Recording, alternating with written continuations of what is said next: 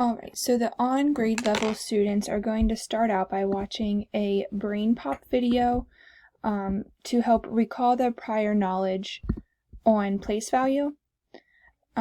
This brain pop video, Annie and Moby talk about the tens, ones, and hundreds and what they mean.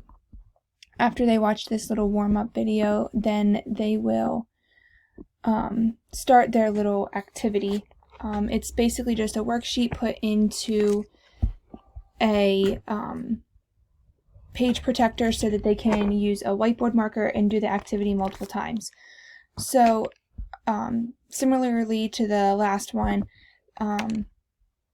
students will take a dice and roll the dice.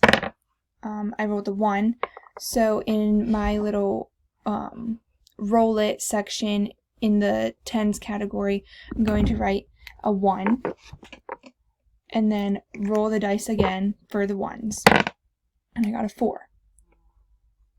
So I wrote that down on my thing here, and that's what the students will do. After they roll to get their number, then after that they will draw it in the make it section here. So they'll use their 10 sticks and their ones cubes to draw a representation of what 14 looks like. And then after they do the make it section, they will write the expanded notation form. So in this case, 10 plus 4 equals 14. So at this point, the students would have already been taught the expanded notation form and would already be familiar with those manipulatives of the 10 sticks and the ones cubes, so that they would know how to finish this. After they follow all the steps for the first number, then they're going to have to just repeat the same process to create a second number.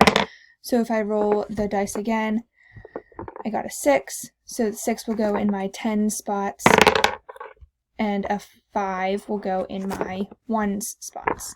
And then again, make my visual representation with my 10 sticks and ones cubes. And then write the expanded notation, 60 plus 5 equals 65.